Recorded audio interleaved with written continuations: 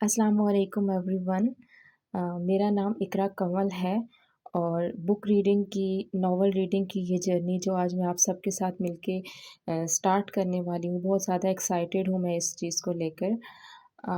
मुझे लगता है कि आज के दौर में अगर देखा जाए सोशल मीडिया का ज़माना है और एक टाइम था हम लोग बुक रीडिंग से, नॉवल रीडिंग से बहुत ज़्यादा मुंसलिक थे। लेकिन जैसे-जैसे वक़्त आगे बढ़ता गया तो ये शौक कहीं पीछे रह गया। तो मुझे लगता है कि बहुत सोचने के बाद जो ये मैंने डिसीजन लिया है कि आपके साथ में ये जो नॉवल रीडिंग की जर्नी स्टार्ट करने वाली हूँ, इससे ना सिर्फ़ मैं आप लोगों के साथ एक अमेज़िंग कंटेंट शेयर करने वाली हूँ, जिसको आप सुन के लुत्फ़अंदोज़ हो सकते हैं, बल्कि मेरा अपना शौक जो कहीं मुझे लगता है जैसे बुक रीडिंग का या नॉवल रीडिंग का शौक एक बहुत रूह से मुंसलिक होने वाला शौक है और कहीं पीछे छूट चुका है। तो इससे मुझे भी ये फ़ायदा होगा कि अगर कोई नॉवल में रिव्यू करने वाली हूँ या आपके सामने रीड करने वाली हूँ, तो मुझे खुद को भी अपने इस शौक़ से वापस से जुड़ने का मौका मिलेगा। सो बिल्कुल टाइम वेस्ट किए बगैर चलते हैं आज की नावल की तरफ और इस जर्नी का आगाज़ करना चाहती हूँ अपने इंतहाई फ़ेवरेट नावल से, मुसहफ़ बाय निम्रा अहमद। बहुत से लोगों ने शायद इसके बारे में सुन रखा होगा और शायद बहुत से लोगों ने इसको पढ़ भी रखा होगा। मुझे लगता है कि वैसे तो निम्रा अहमद का हर नॉवल ही मेरा मोस्ट फेवरेट है, आपका भी मोस्ट फेवरेट है। बट मुसहफ़ एक ऐसा नावल है जब मैंने अपनी लाइफ में नॉवेल्स पढ़ना अच्छे नॉवेल्स पढ़ना उससे पहले बेसिकली मैं पढ़ती थी लेकिन इतने मैच्योर नॉवल जिस तरह से निम्रा अहमद और उमैरा अहमद और चंद और अच्छी राइटर्स लिखते हैं, ऐसा नावल जो एक कहते हैं कि लाइफ़ चेंजिंग नावल मेरे लिए मुसहफ़ था। सो इसलिए आई नो कि शुरू में बहुत व्यूज़ कम आने वाले हैं, शायद ये कंटेंट ज़्यादा लोगों तक नहीं पहुँचेगा, फिर भी मैं चाहती हूँ कि मैं इस जर्नी का आगाज़ अपने इस मोस्ट फेवरेट और ज़िंदगी को बदल देने वाले नॉवल से करूँ। सो चलते हैं क्योंकि नॉवल काफ़ी बड़ा है तो वन मोर थिंग कि शायद इसको हमें काफ़ी पार्ट्स में कंप्लीट करना पड़ेगा। तो कोशिश करेंगे 4 से 5 पार्ट्स में इसको मुकम्मल कर दें। सो स्टार्ट करते हैं आज का ये नावल मुसहफ़ बाय निम्रा अहमद। आड़ा तिरछा छोटे बड़े हर अंदाज में यही लिखा था। वो लड़की कभी कभी ही इसके बैग को तो देखती थी, मगर महमल के तो रोज़ के 10 मिनट इस शाफाम लड़की का जायज़ा लेती ही गुजरते थे। वो भी अजीब पुरस्रार किरदार थी। यहाँ इस्लामाबाद में स्याफ़ाम नज़र आ ही जाते थे, मगर वो अपने जैसों से मुख्तलिफ थी। सर पे रुमाल बांधकर गर्दन के पीछे गिरा लगाती और नीचे ओवरकोट मोटे होंठ स्याह रंगत मगर चमकीली आंखें। कोई ऐसी चमक थी कि इनमें महमल कभी इन आँखों में देख न पाई थी, हमेशा निगाह चुराती। शायद 1.5 महीना से कबल से वो इसे अपने मखसूस औकात में स्टैंड पर देखती थी और इन 1.5 माह में उसका अंदाज हमेशा यकसर रहा था। कमर सीधी रखे, अलर्ट सी बेंच पे बैठी, खामोशी से सामने सीध में देखती वो बहुत चुप सी लड़की मालूम नहीं कौन थी। और फिर इसकी वो पुरस्रार किताब, स्याह जिल्द वाली भारी सी किताब जिसका स्याह सरवर्क बिल्कुल खाली था, इसकी गोद में धरी होती और किताब के किनारों पर इसके स्याह हाथ मजबूती से जमे होते। इसके अंदाज से कुछ खास झलकता था, किताब की हिफाजत का एहसास या शायद इसके बेशकीमत होने का एहसास। किताब बालिश्त भर मोटी थी, सफ़ों के झिलकते किनारे पीले और खस्ता हाल लगते थे, जैसे कोई बहुत कदीम किताब हो, सैकड़ों बरस पुराना कोई नुस्खा हो। कुछ था उसमें, कोई कदीम राज, कोई पुरअसरार कथा। वो जब भी इस किताब को देखती यही सोचती और आज जाने क्या हुआ, वो इस खामोश सी लड़की से मुखातिब हो ही गई। शायद तजस्सुस आजिज़ कर रहा था। एक्सक्यूज़ मी, एक बात पूछ सकती हूँ? पूछो। स्याह फाम लड़की ने अपनी चमकीली आंखें उठाईं। ये किताब किसकी है? मेरी। मेरा मतलब है इसमें क्या लिखा है? वो चंद लम्हे महमल का चेहरा देखती रही, फिर आहिस्ता से बोली, मेरी ज़िंदगी की कहानी। अच्छा? वो हैरत छुपा ना सकी। मैं समझी ये कोई कदीम किताब है। कदीम ही तो है, सदियों पहले लिखी गई थी। तो आपको ये कहाँ से मिली? मिस्र की एक पुरानी दुकान से। ये कुछ किताबों के बीच पड़ी थी। जब मैंने इसे निकाला तो इस पे ज़मानों की गर्द थी। वो मोहब्बत से स्याह जिल्द पे हाथ फेरते कह रही थी, اس کے لبوں پہ مدھم سی مسکراہٹ تھی۔ میں نے وہ گرد جھاڑی اور اپنے ساتھ اسے رکھ لیا۔ پھر جب پڑھا تو معلوم ہوا کہ اسے تو کسی نے میرے لیے لکھوا کر ادھر رکھا تھا۔ محمل منہ کھولے بس اسے دیکھے جا رہی تھی۔ تمہیں کیا دلچسپی ہے اس میں اس کے بارے میں مزید جاننا چاہتی ہوں۔ کیا میں اسے پڑھ سکتی ہوں؟ وہ ہلکا سا مسکرائی۔ تم نئے دور کی نئی لڑکی ہو، اس قدیم زبان میں لکھی نسخے کو کہاں سمجھو گی؟ مگر یہ ہے کیا؟ اس میں کیا لکھا ہے؟ وہ تجسس اب اسے بے چین کرنے لگا تھا۔ میرا ماضی۔ اور اسی پر ہارن بجا تو محمل نے چونک کر سامنے سڑک پہ آتی بس کو دیکھا۔ میرا حال؟ وہ سیاہ فام لڑکی کہہ رہی تھی۔ محمل بیگ کا سٹرپ پکڑے کھڑی ہوئی۔ اسے کالج جلدی پہنچنا تھا اور میرا مستقبل بھی۔ مجھے کیا پیش آنے والا ہے وہ سب اس کتاب میں لکھا ہے، یہ بتا دیتی ہے۔ میں چلتی ہوں، وہ بس کی طرف دیکھتے معذرت خواہانہ انداز میں کہہ کر آگے بڑھ گئی۔ اس میں تمہارا ذکر بھی ہے محمل۔ اور وہ الٹے پاؤں مڑی۔ میرا ذکر؟ میرے بارے میں کیا لکھا ہے؟ وہ ششتر ہی تو رہ گئی تھی۔ یہی کہ میں تمہیں یہ کتاب دے دوں، لیکن میں تو اسے تمہیں تب ہی دوں گی جب تم تھک کر خود مجھ سے اسے مانگنے آؤ گی، کیونکہ اس میں تمہاری زندگی کی کہانی بھی ہے، جو ہو چکا ہے اور جو ہونے والا ہے، اس میں سب لکھا ہے۔ بس کا تیز ہارن بجا تو وہ کچھ کہے بنا اس کی طرف لپکی۔ راڈ پکڑ کر اوپر چڑھتے اس نے پل بھر کر پلٹ کو دیکھا تھا۔ وہ سیاہ لڑکی اسی کی طرف دیکھ کر مسکرا رہی تھی، پراسرار معنی خیز مسکراہٹ۔ محمل کو ایک دم اس سے بہت ڈر لگ رہا تھا۔ کالج کے بعد وہ اپنی دوست نادیہ کے ابو کی اکیڈمی میں 7 کلاس کے بچوں کو سائنس اور میتھس پڑھاتی تھی۔ گھر پہنچتے پہنچتے اسے روز 3:30 ہو جاتے تھے۔ گیٹ عبور کر کے پوچھ میں دیکھا تو 3 گاڑیاں آگے پیچھے کھڑی تھی۔ دل کراہ کر رہ گیا۔ گھر میں گاڑیوں کی قطار کے باوجود وہ بسوں کے دھکے کھانے پہ مجبور تھی۔ ہم چچاؤں کے رحم و کرم پہ پلنے والے یتیموں کی نصیب میں بھی کتنے یتیم ہوتے ہیں نا۔ خود سے ترس کھاتی وہ اندر آئی تھی۔ لاؤنج میں خاموش دوپہر اتری ہوئی تھی۔ وہ سب کے سونے کا ٹائم تھا۔ آغا خان، اس کے سب سے بڑے تایا، اس وقت تک آفس سے لوٹ آتے تھے، اور ان کی کچی نیند کے باعث پورے گھر کا حکم ہوتا تھا کہ پتہ بھی نہ کھڑکے ورنہ وہ ڈسٹرب ہوں گے۔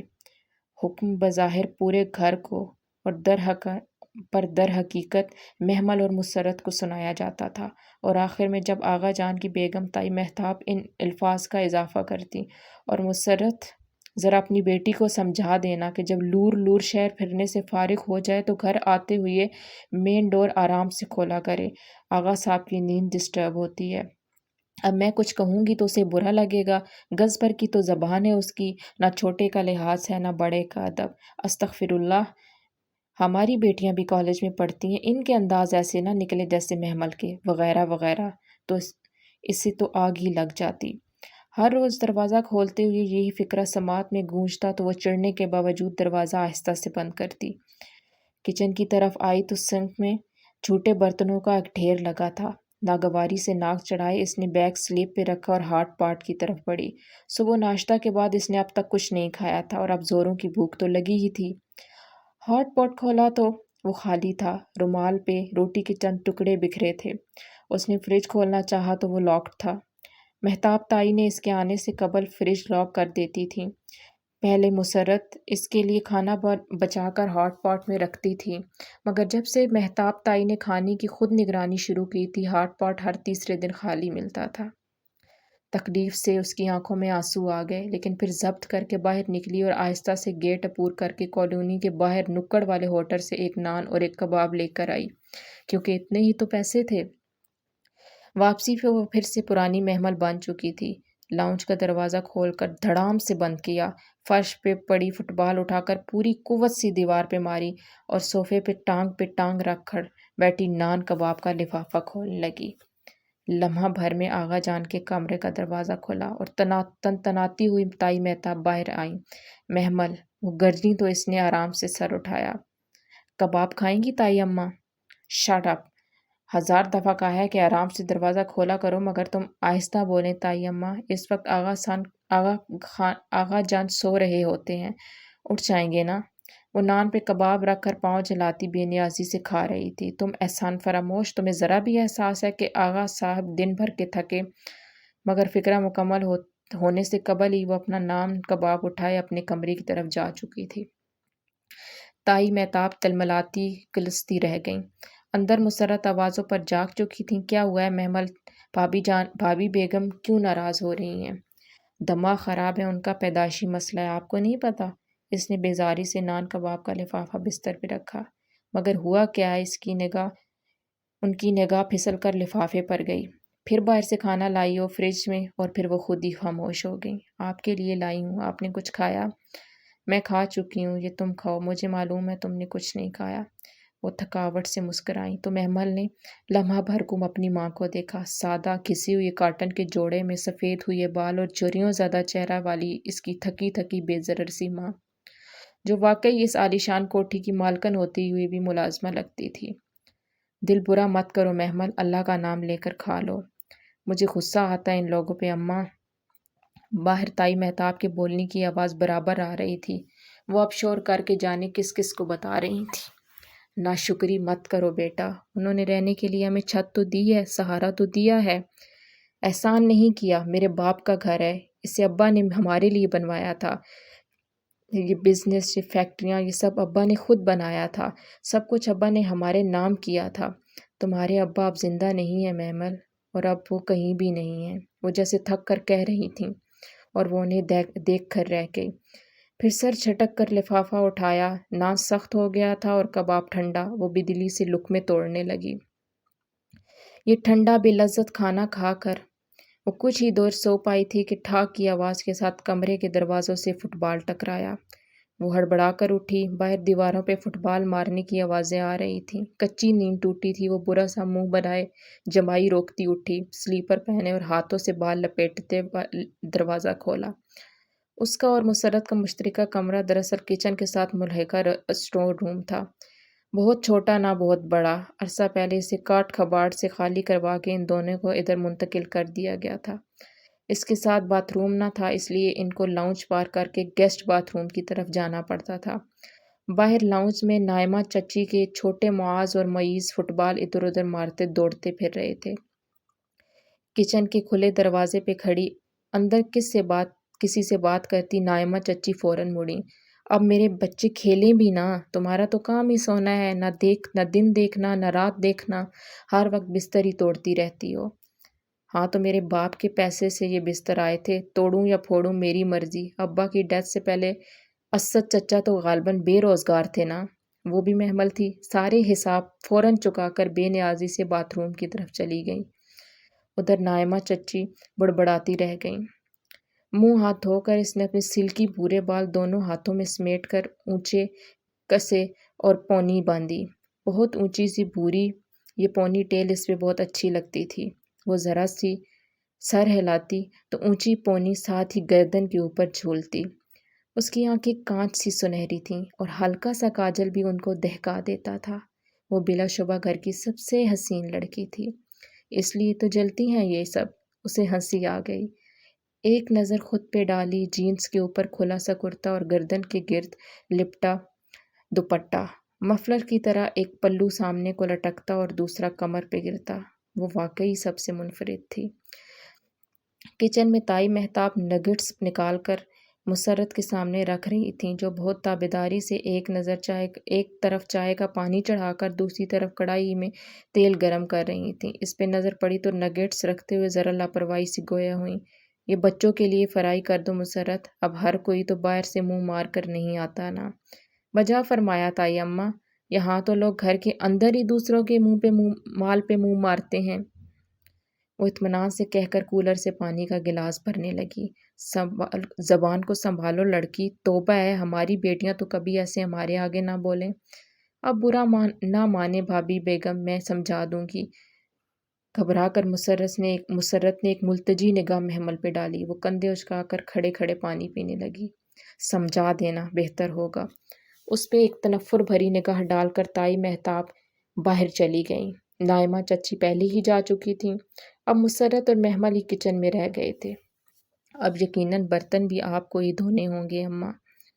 دھو بھی دوں تو کیا ہے، ان کے احسان کم ہے ہم پہ۔ وہ مصروف سی ایک ایک کر کے نگٹس کڑھائی میں ڈال رہی تھیں۔ محمل نے ایک گہری سانس لی اور آستینیں موڑ کر سنک کی طرف متوجہ ہوئی۔ اسے علم تھا کہ اگر وہ نہ کرے گی تو مسرت کو ہی کرنا پڑے گا، اور ابھی تو انہوں رات کا کھانا بھی تیار کرنا تھا۔ رہنے دو بیٹا، میں کر لوں گی۔ مجھے پتہ ہے آپ کر لیں گی، مگر میں بھی ان لوگوں پہ اپنا ذرا احسان کرنا چاہتی ہوں۔ وہ برتن دھو کر فارغ ہوئی تو مسرت ٹرالی بھر چکی تھی۔ محمل جی باہر لے جاؤ، سب لان میں ہوں گے۔ وہ بنا احتجاج ٹرالی گھسیٹنے لگی۔ لان میں راز شام کی طرح کرسیاں لگی تھیں۔ آغا کریم اخبار کھولے دیکھ رہے تھے۔ ساتھ ہی مہتاب تائی اور نائمہ چچی باتیں کر رہی تھیں۔ نائمہ چچی سب سے پہلے چھوٹے چچا اسد کی بیوی تھیں، جو قریب ہی بیٹھے غفران چچا سے کچھ کہہ رہے تھے۔ غفران چچا اور محمل کے ابا آغا ابراہیم جڑواں تھے۔ آغا کریم ان سے بڑے اور اسد چچا چاروں بھائیوں میں سب سے چھوٹے تھے۔ غفران چچا کی بیوی فضا چچی برآمدے میں کھڑی اپنی بیٹی کو آواز دے رہی تھیں۔ اسے ٹرالی لے کر آتا دیکھ کر مسکرائیں۔ ارے محمل جان، تم اکیلی لگی رہی، ندا یا سامیہ کو کہہ دیا ہوتا، تمہاری ہیلپ کروا دیتی۔ فضا چچی نائمہ اور مہتاب کی طرح باتوں کی کڑوی نہ تھیں، بلکہ اتنی میٹھی تھیں کہ جب یہ مٹھاس اپنے لبوں سے دوسروں کے حلق میں انڈیلتی تو وہاں کانٹے اگنے لگتے۔ It's okay. وہ بھی مسکرا کر ٹرالی آگے لے گئی۔ اب کیا کہتی کہ ندا اور سامیہ نے پہلے کون سے کام کیے تھے جو اب کرتیں، مگر وہ انہیں بلاتی تو وہ فوراً چلی آتیں، ایک دو دفعہ پکڑاتیں، چولہا جلاتیں، باتیں بگاڑتی اور پھر آہستہ سے کھسک جاتیں۔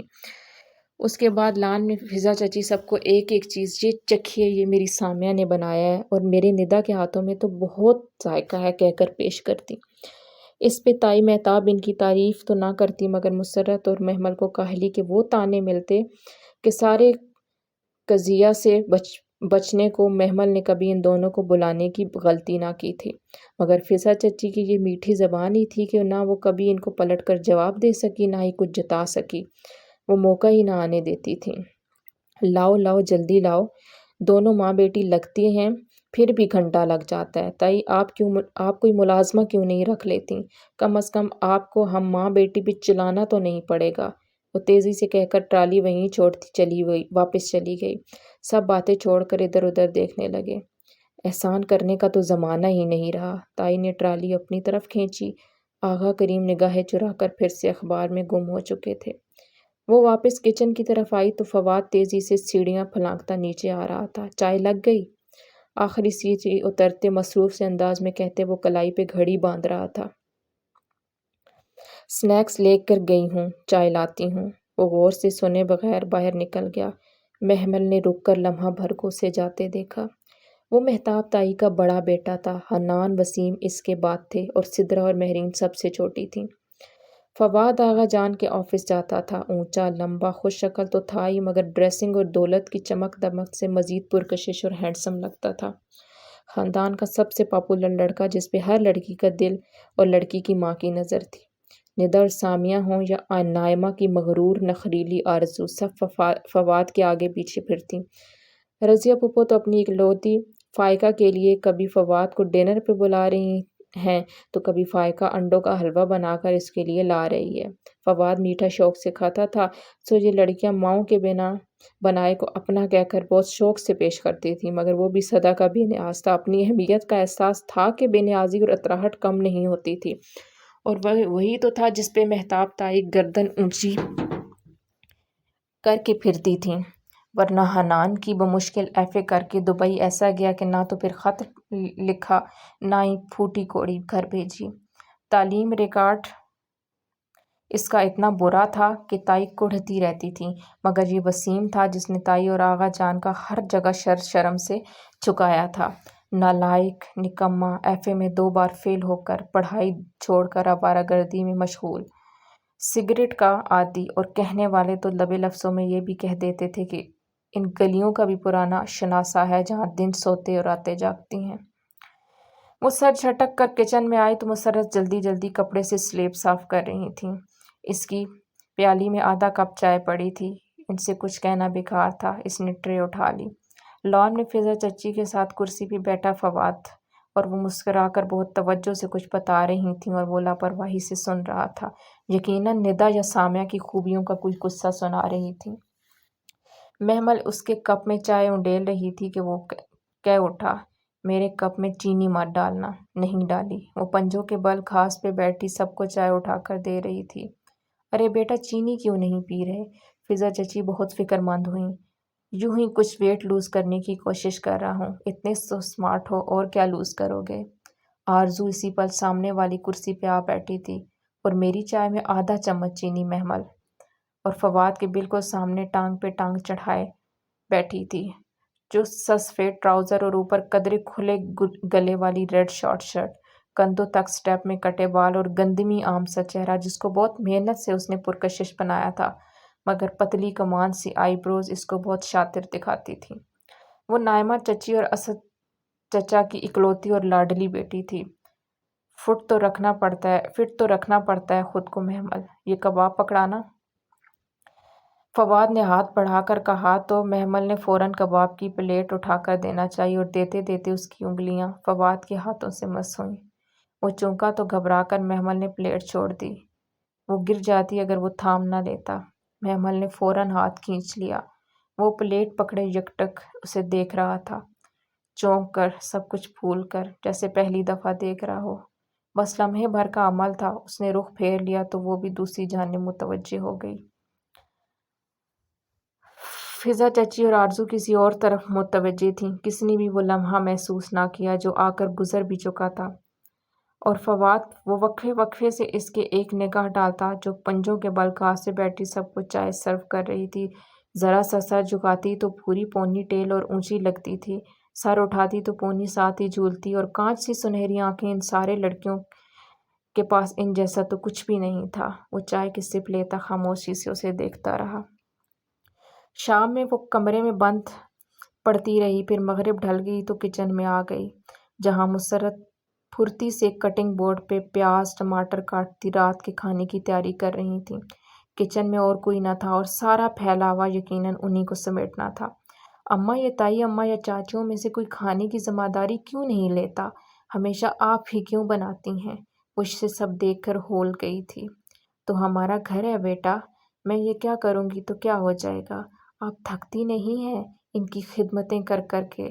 نہیں، تھکن کیسی؟ وہ اب چولہا جلا رہی تھیں۔ اچھا بتائیں کیا بنانا ہے، میں کچھ کرا دوں؟ بریانی تو بنانی ہی ہے، باقی مہتاب بھابھی سے پوچھتی ہوں۔ اور اسی پر مہتاب تائی نے کچن کے دروازے سے جھانکا۔ کھانا بنانا اب شروع بھی کر دو مسرت، روز دیر ہو جاتی ہے۔ مسرت چولہا جلاتے فوراً پلٹیں۔ جی بھابھی بس شروع کر رہی ہوں، آپ بتائیں بریانی کا وسیم بیٹا کہہ گیا ہے، ساتھ کیا بناؤں؟ وہ دوپٹے سے ہاتھ پونچھتی ان کے ساتھ سامنے جا کر پوچھنے لگیں، ساتھ مٹر قیمہ بنا دو، کباب بھی تل لینا، اور دوپہر والا عربی گوشت بھی گرم کر لینا، آلو کا ایک سالن بھی بنا لو، سلاد رائتا بھی نہ بھولنا۔ جی، اور میٹھے میں؟ دیکھ لو۔ وہ بے نیازی و نخوت سے گویا ہوئیں۔ پڈنگ بنا لو یا ڈبل روٹی کی کھیر؟ وہ ایک چٹتی نظر ان پر ڈال کر پلٹ گئیں۔ ایک ٹائم پہ دیگچے بھر بھر کے آپ 3 4 ڈشز بناتی ہیں، مگر رات کے لیے تو کچھ بچتا ہی نہیں ہے۔ وہ کلستی بھی تھی اور حیران بھی ہوتی تھی۔ تم خود ہی تو کہتی ہو کہ ہمارا مال حرام طریقے سے کھاتے ہیں، پھر حرام میں برکت کہاں ہوتی ہے بیٹا؟ ان کے لہجوں میں برسوں کی تھکن تھی، اور وہ کہہ کر پھر سے کٹنگ بورڈ پہ جھک گئیں۔ وہ بالکل چپ سی ہو گئی۔ واقعی کیوں یہاں دیگچے کے دیگچے ایک وقت کے کھانے پہ ختم ہو جاتے تھے؟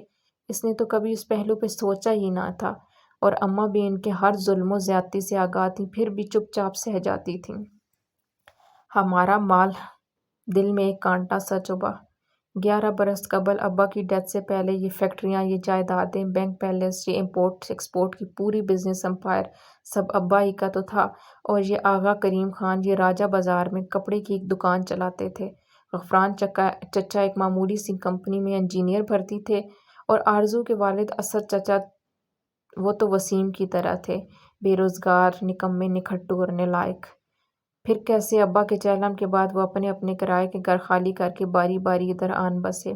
یہ آغا ابراہیم کا گھر آغا ہاؤس 3 منزلہ عالیشان محل نما کوٹھی تھی۔ نچلی منزل پہ آغا جان کی فیملی نے بسیرا جمایا، بالائی پہ چچی جان نے، فضا چچی نے، اور سب سے اوپری منزل پہ اسد چچا کی فیملی کا قبضہ تھا۔ وہ چند دن کے لیے آئے تھے مگر پھر وہ چند دن کبھی ختم نہ ہوئے۔ بات بے بات جگہ کی کمی کا رونا رویا جاتا تھا، یہاں تک کہ ماسٹر بیڈ روم سے مسرت اور محمل کو نکال کر اسٹور روم میں شفٹ کر دیا گیا۔ وہ اس وقت چھوٹی تھی، شاید 9 یا 10 برس کی، مگر جیسے جیسے شعور کی منزلیں پار کی تو اندر ہی اندر لاوا پکتا رہا۔ اب تو عرصہ ہوا اس نے دبنا بھی چھوڑ دیا تھا۔ گھر کے مردوں کے سامنے تو خیر وہ زبان بند ہی رکھتی تھی، مگر تائی چچیوں سے برابر کا مقابلہ کرتی اور کزنز تو وہ کسی کھاتے میں نہ لاتی تھی۔ لیکن اس زبان چلانے کے باعث اس پہ سختیاں بڑھ گئیں۔ وہ محض زبان سے جواب دے سکتی تھی، مگر تائی، اماں وغیرہ دوسرے حربے بھی استعمال کرتے۔ جب سے اس نے اپنی ذاتی جیب خرچ کے لیے ایک دوست کے والد کی اکیڈمی میں ٹیوشن دینی شروع کی تھی، اس کو گھر واپسی میں دیر ہو جاتی اور نتیجتاً یا قصداً اس کے لیے دوپہر کا کھانا نہ رکھا جاتا۔ ایک دفعہ اماں ایک روٹی اور سالن کی پلیٹ بچا کر کمرے میں لے گئیں، مگر مہتاب تائی کی نگاہ پڑ گئی اور گھر میں بھونچال آ گیا۔ وہ باتیں سنائی، مسرت کو ایسے چوری کے الزام لگائے کہ مسرت پھر کبھی اس کے لیے کچھ بچا کر کمرے بھی نہ رکھ پائیں۔ شاید تائی یہ سب اس لیے کہتی تھیں تاکہ وہ ٹیوشن چھوڑ دے اور جو 1500 روپیہ اس سے ٹیوشن سے ملتا ہے وہ بھی اسے نہ ملے۔ اور ٹیوشن کی اجازت بھی تو کتنی منتوں سے اسے ملی تھی۔ جب سب کے سامنے ہی اس نے پوچھ لیا تو شروع میں تو سب کھڑے ہو گئے، لیکن اس کا فکرہ کہ وہ ٹھیک ہے، آج 1 تاریخ ہے، لائیے آغا جان میری پاکٹ منی نکالیے، مگر وہ اتنی ہی ہو جتنی سدرا اور مہرین باجی کو ملتی ہے، کیونکہ اگر مجھے پاکٹ منی نہ ملی تو میں سدرا اور مہرین کے ہر اچھے اور مہنگے جوڑے کو آگ لگا دوں گی۔ اور وہ پہلی دفعہ اتنی جنونی ہو کر بولی تھی کہ مزید 10 منٹ کی بحث کے بعد اسے اجازت مل ہی گئی۔ اور ابھی وہ اماں نے یاد دلایا کہ وہ لوگ اس کا مال کھاتے ہیں تو وہ یہ سوچے بغیر نہ رہ سکی کہ کچھ ایسا ضرور ہے کہ آغا جان اس 20 سال کی لڑکی سے خائف ہیں۔ اگر کبھی وہ اپنا حصہ مانگنے کھڑی ہو جائے تو کیا اس کا کیس اتنا کمزور ہے کہ وہ عدالت کا فیصلہ اپنے حق میں نہ کرا سکیں گے اور انہیں ہر چیز محمل کے حوالے کرنا پڑے گی؟ اور کیا وہ 20 سالہ لڑکی اتنی باہمت ہے کہ وہ ان شطرنج کے ماہر اور چال باز کھلاڑیوں کو اپنی انگلیوں پہ نچا سکے؟ جواب ایک زوردار نہیں تھا۔ وہ کبھی بھی ان کے خلاف کھڑی نہیں ہو سکتی تھی، لیکن اگر کبھی اس کے ہاتھ ان کی کوئی کمزوری لگ جائے، کوئی دکھتی رگ جسے دبا کر وہ اپنے سارے حساب چلتا کر سکے تو کتنا مزہ آئے، مگر ایسی کیا دکھتی رگ ہو سکتی ہے ان کی؟ بات سنو۔ مہتاب تائی نے پھر سے کچن میں جھانکا اور وہ اپنے خیالات کی بہکتی روح سے واپس چونکی۔ فواد کہہ رہا ہے میٹھے میں چاکلیٹ سوفلے بنانا۔ یوں کرو ابھی ساتھ شروع کر دو، اور ہاں کوئی کمی نہیں ہونی چاہیے۔ بہت عرصہ بعد میرے بیٹے نے کسی خاص میٹھے کی فرمائش کی ہے، بہت معنی فخر اور تنبیہ بھرے انداز میں کہہ کر وہ پلٹ گئی اور محمل کی ذہن کی بھٹکتی روح اسی ایک نکتے پہ منجمد ہو گئی، میرا بیٹا، میرا بیٹا۔ تو آغا جان اور مہتاب تائی کی کمزور دکھتی رگ اور ترپ کا پتہ سب کچھ فواد ہی تو تھا، اور اگر وہ یہ دکھتی رگ اس کی انگلی تلے آ جائے تو محمل جی آلو کاٹ تو میرا خیال ہے آلو انڈے بنا لیتے ہیں، سب شوق سے کھاتے ہیں۔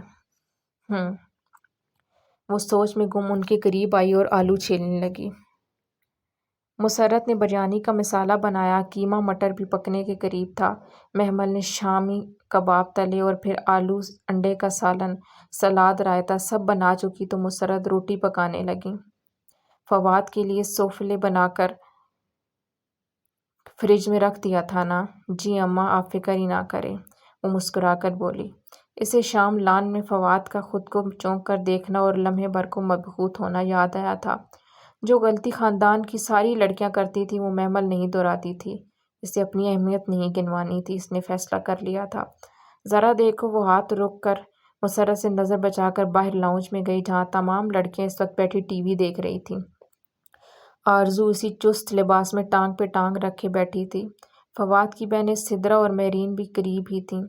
سدرا 24 برس کی اور بہت عام شکل کی لڑکی تھی، اسی کمی کو پورا کرنے کے لیے خوب سارا میک اپ اور جیولری گھر میں زیب تن کیے رہتی، سیاہ بالوں میں گولڈن سٹریکنگ بھی کروا رکھی تھی، مگر اس سے کوئی فرق نہ پڑا تھا۔ 23 سالہ مہرین کا البتہ قد چھوٹا تھا، کافی چھوٹا، اور بال بے حد گھنگریالے۔ وہ سارا دن اپنے بال سیدھے کرنے یا قد لمبا کرنے کے ٹوٹکے آزماتی رہتی تھی۔ نقش اس کے سدرا کی نسبت بہتر تھے۔ فضا چچی کی ندا اور سامیہ میں ندا بڑی تھی اور سامیہ چھوٹی، مگر سامیہ اسے بے حد لمبے قد کے باعث بڑی لگتی تھی۔ مہرین اس سے اسی بات سے خار کھاتی اور سامیہ بھی ماں کی طرح میٹھی میٹھی باتوں میں سارا دن مہرین کو مزید احساس دلاتی۔ ندا کی شکل ذرا اچھی تھی، سانولی رنگت، مگر بڑی بڑی آنکھیں اسے قدرے ممتاز بناتی تھیں، اور تبھی آرزو ان کو ناپسند کرتی تھی۔ شاید وہ جانتی تھی کہ فواد کے لیے اس کے مقابلہ پہ سامیہ کمزور، جبکہ ندا ایک مضبوط امیدوار تھی۔ فواد کی بہنیں سدرا اور مہرین تو BA کر کے پڑھائی چھوڑ چکی تھیں، جبکہ 22 سالہ سامیہ، 23 سالہ ندا BA کرنے کالج اور 23 سالہ آرزو ماسٹرز کے لیے یونیورسٹی جاتی تھیں۔ آرزو مر مر کر پاس ہونے والوں میں سے تھی، اور اس کی یونیورسٹی پہنچ جانے کی بڑی وجہ آغا خان کی سفارشیں تھیں۔ یہ سفارشیں سدرا اور مہرین کے وقت بھی کام آ جاتیں، اگر وہ انہیں پڑھنے کا رتی بھر بھی شوق ہوتا۔ بات سنیں، اس نے بظاہر اجلت میں سب کو مخاطب کیا، رات کھانے کے لیے سوفلے بنانا ہے، آپ لوگوں میں سے کوئی ہیلپ کرے گا؟ نہیں۔ آرزو نے ریموٹ سے چینل بدلتے اسے دیکھنا بھی گوارا نہ کیا۔ ندا اپنے ناخنوں پر سے کیوٹکس کھرچ رہی تھی، لمبی سی۔ سامیہ فوراً فون کی طرف متوجہ ہوئی۔ مہرین نے چہرے کے آگے رسالہ کر لیا، اور سدرا بہت نماک سے اسی وقت ٹی وی دیکھنے میں مگن ہو گئی۔ چلیں فائن۔ وہ واپس کچن میں آ گئی۔ ڈائننگ ہال میں روز کی طرح کھانا کھایا گیا تھا۔ محمل ہمیشہ کی طرح سب سے آخری کرسی پہ موجود تھی۔ وہ آغا خان کی سربراہی کرسی کی بالکل سیدھ میں تھی۔ مسرت ادھر ادھر چیزیں پکڑاتی پھر رہی تھی۔ میٹھا لے آؤ۔ کھانا ختم ہوا تو مہتاب تائی نے محمل کو اشارہ کر کے کہا۔ مسرت ابھی جھوٹے برتن اٹھا کر کچن کی طرف گئی۔ میٹھا تو آج نہیں بنا، وہ بہت اطمینان سے بآواز بلند سب کو بتانے لگی۔ سب نے چونک کر اسے دیکھا، مگر فواد نے الجھ کر ماں کو دیکھا۔ میں نے کہا تھا چاکلیٹ سوفلے بنانا ہے۔ جی مگر آپ کا چاکلیٹ سوفلے نہیں بنا۔ محمل یہ کیا بدتمیزی ہے؟ تائی اماں نے کھرکا۔ بدتمیزی؟ فواد بھائی، آپ یہ کھانے کی ڈشز گنیں۔ بریانی، مٹر قیمہ، عربی گوشت، آلو، کباب، سلاد، رائتہ، ذرا گنت کر دیکھیں، یہ سب اماں نے اکیلے بنایا ہے۔ میرے ایگزامز ہو رہے ہیں، میرے پاس وقت نہیں تھا کہ بناتی، اور آپ کی ان بہنوں سے کہا بھی کہ فواد بھائی کے لیے سوفلے بنانا ہیلپ کروا دو، مگر سب نے انکار کر دیا۔ اب اتنا سب کچھ کرنا اور اوپر سے میٹھا بنانا ہمارے بس سے باہر تھا۔ سوری، میں کل بنا دوں گی، یا اگر میری اماں کی تھکن بڑھ کر آپ کو اپنا ٹیسٹ عزیز ہے تو میں انہیں کہہ دیتی ہوں۔ اماں، اس نے آواز لگائی، اور جہاں لڑکیاں بے چینی سے پہلو بدل رہی تھیں، مہتاب تائی کچھ سخت سنانے ہی لگی تھیں، وہ کہہ اٹھا، نہیں، اٹس اوکے، میں نے خیال نہیں کیا کہ تمہارے ایگزامز ہیں۔ اور ممی، اس نے ماں کو تنبیہ نگاہوں سے دیکھا۔ کچن کا سارا کام محمل اور مسرت چچی کی ذمہ داری تو نہیں ہے؟ ان ساری نوابزادیوں کو بھی کہا کریں، ہاتھ تو بٹا ہی سکتی ہیں یہ۔ ہاں تو کرتی تو ہے۔ ہاں ٹھیک ہے۔ آغا جان نے نیپکن سے ہاتھ صاف کرتے ہوئے بات ختم کرنا چاہی۔ جوان بیٹا جو ان سے اونچا تھا، اس کی بات کے آگے انہیں اپنی بات کمزور لگ رہی تھی۔ تائی مہتاب بس پہلو بدل کر رہ گئیں۔ نائمہ چچی زیر لب کچھ بڑبڑائیں، اور تو اور فضا چچی بھی خاموش سی ہو گئیں۔ لڑکیاں الگ شرمندہ۔ وہ اطمینان سے فواد کے اٹھنے سے قبل ہی اٹھ گئی تھی۔ مسرت کو برتن اٹھاتے پہلے تو علم بھی نہ ہو سکا کہ کیا ہوا ہے، اور جب ہوا تو وہ معافی تلافی کرنے لگی۔ اندر آ کر محمل کو بھی ڈانٹا، مگر وہ پرواہ کیے بغیر کتابوں میں سر دیے بیٹھی تھی۔ فواد کے اٹھنے کے بعد یقیناً تائی نے بہت سنائی تھیں، مگر فواد کے الفاظ کا اثر ظاہر نہیں کر سکتی تھیں۔ اس کے گھر میں ایک مضبوط حیثیت تھی، اور پہلی دفعہ کسی مضبوط حیثیت والے نے محمل اور مسرت کی طرفداری کی تھی، سو بہت سی خواتین رات کو کڑتے ہوئے سوئی تھیں۔ صبح کالج بس کے لیے وہ اسٹاپ پہ رکھے بینچ کی طرف آئی تو ذہن ابھی تک رات والی بات میں الجھا ہوا تھا۔ بینچ پہ بیٹھتی ہوئی اس نے سرسری تھا دیکھا کہ وہ سیاہ فام لڑکی اسی طرح بیٹھی تھی، گود میں رکھی کتاب کے کناروں پہ مضبوطی سے ہاتھ جمائے، خاموشی سے سامنے دیکھ رہی تھی۔ وہ جمائی روکتی بیٹھ ہی گئی اور بے دلی سے بس کا انتظار کرنے لگی۔ اس نے وہی کل والا اجرک کا کرتا جینس کے اوپر پہن رکھا تھا، اور بال اونچی پونی میں باندھے ہوئے تھے۔ سوچ وہیں فواد کے ارد گرد گھوم رہی تھی۔ صبح وہ جلدی نکلتی تھی جب تک وہ نیچے نہیں آیا ہوتا تھا۔ اس کا کمرہ دوسری منزل پہ تھا، جو تھی تو غفران چچا فضا چچی کی عامہ جگہ، مگر وہ کنارے والا کمرہ فواد کا پسندیدہ تھا، سو وہ اس کو عرصہ پہلے الاٹ کر دیا گیا تھا۔ فضا چچی کی 2 بیٹیاں تھیں، اور ایک بیٹا حسن ہی تھے۔ سو وہ کمرہ ان کی ضرورتوں سے زائد تھا، اور یہ تو محمل کا دل ہی جانتا تھا کہ وہ کمرہ تو ابا نے بنوایا ہی اس کے لیے تھا، مگر سیاہ فام لڑکی اسی خاموشی سے سامنے دیکھ رہی تھی۔ وہ بور ہونے لگی تو ادھر ادھر گردن گھمائی اور سیاہ کتاب دیکھ کر کل والا واقعہ یاد آیا۔ یہ کتاب کب ملی تھی آپ کو؟ بغیر تمہید کے اچانک سوال۔ اس لڑکی نے اطمینان سے گردن موڑ کر اس کی طرف دیکھا۔ 2 سال پہلے۔ یہ کس نے آپ کے لیے خصوصاً چھوڑی تھی؟ ہے کوئی؟ وہ ذرا سا مسکرائی، موٹی آنکھوں کی چمک بڑھ گئی۔ آپ کو اچھا لگتا ہے وہ؟ اس نے غور سے اس چمک کو دیکھ کر کہا، بہت زیادہ۔ آپ اسے کیسے جانتی تھیں؟ میرا مطلب یہ تو صدیوں پرانی کتاب ہے۔ بس میں جانتی ہوں۔ اور یہ کتاب، یہ آپ کو آپ کا ماضی، حال اور مستقبل کیسے دکھاتی ہے؟ اس میں سب لکھا ہے، گزرے واقعات اور وہ جو میرے سامنے پیش آنے والا ہے، اور مجھے ایسے موقع پہ کیا کرنا ہے، یہاں اس میں سے سب لکھا ہے۔ آپ کو اس سے محمل کا دل زور سے دھڑکا۔ وہ سیاہ فام لڑکی اسے بہت عجیب بات بتا رہی تھی۔ کچھ پراسرار بھید بھری کتاب تھی وہ۔ آپ کو اس سے کتنا فائدہ ہوتا ہے؟ جتنا تمہاری سوچ ہے اس سے بھی اوپر۔ پھر آپ کے تو بہت مزے ہوں گے، آپ اس کو پڑھ کر سب کچھ جان جاتی ہوں گی۔ ہاں، مگر اس میں کچھ عمل ہیں، پہلے وہ پرفارم کرنے ہوتے ہیں، پھر ہر چیز ویسی ہی ہوتی ہے جیسے اس میں لکھا آتا ہے۔ عملیات؟ وہ چونکی اندر کوئی الارم سا بجا۔ یہ تو کوئی سفلی علم کی ماہر بیٹھی تھی، اس سے ذرا احتراز برتنا چاہیے۔ ہاں، سیاہ فام لڑکی مسکرائی۔ مگر وہ عملیات کر لے وہ اس کتاب کے ذریعے دنیا پر راج کرتا ہے۔ سب لوگ اس کی مٹھی میں آ جاتے ہیں اور ہر شے اس کے لیے تسخیر ہو جاتی ہے۔ صرف میں نہیں، اگر تم بھی اس کتاب کا خاص علم سیکھ لو تو تمہیں بھی اس کے الفاظ میں اپنا ماضی، حال اور مستقبل نظر آنے لگے گا، اور اس کے بعد تم اس کتاب کو چھوڑ نہیں سکتی۔ تمہیں اپنی زندگی سے باندھ کر گزارنی ہوگی، اور اگر میں اسے چھوڑ دوں تو تم تباہ ہو جاؤ گی، تمہاری ہر چیز، ہر محبت، سب تباہ ہو جائے گا۔ اس کو لے کر تم چھوڑ نہیں سکتی، یہ سب اتنا آسان نہیں ہے۔ تم ایک بار ضرور آؤ گی میرے پاس۔ سیاہ فام لڑکی مسکرائی تھی۔ تم ایک دن ضرور گڑ گڑا کر مجھ سے یہ کتاب مانگو گی۔ میں جانتی ہوں تم لوگوں کی ستائی ہوئی ہو، تمہارا دل زخمی ہے اور ہاتھ خالی ہیں، اور جس دن یہ دل پوری طرح ٹوٹ جائے گا، میں تمہیں یہ کتاب دے دوں گی۔ جاؤ، تمہاری بس آ گئی ہے۔ وہ خوفزدہ سی بس کی جانب لپکی تھی۔ آج راڈ پکڑ کر اندر چڑھتے اس نے مڑ کر بھی نہیں دیکھا۔ شام کو اس نے بہت محنت سے ایک چاکلیٹ سوفلے بنایا، اور جب وہ خوب ٹھنڈا ہو گیا تو ٹرے میں سجا کر اوپر سیڑھیاں چڑھنے لگی۔ ابھی دوسری سیڑھی پہ تھی کہ آرزو نیچے آتی دکھائی دی۔ یہ کس کے لیے ہے؟ فادی کے لیے ہے؟ جی، انہوں نے کل کہا تھا، میرے پاس ٹائم نہیں تھا، آج بھی کسی کو یاد نہ تھا تو بنا دیا۔ اس نے بے نیازی سے شانے چٹکے اور دوسری طرف سیڑھی پہ ٹرے اٹھائے کھڑی منتظر تھی کہ آرزو نیچے اترے اور وہ اوپر جا سکے۔ اور ڈنر کی تیاری کر لی تم نے؟ وہ بالکل اس کے سامنے کھڑی ہوئی۔ اماں بنا رہی ہیں۔ قورمہ بنا لی ہے؟ ممی نے کہا بھی تھا، تم نے چیک کیا؟ آپ سیدھی کہہ دیں کہ میں چلی جاؤں، اور یہ ٹرے آپ فواد بھائی کو دے کر ان کا اپنے نمبر بنا لیں تو بنا لیں، پکڑیں۔ اس نے ٹرے زور سے اسے تھمائی۔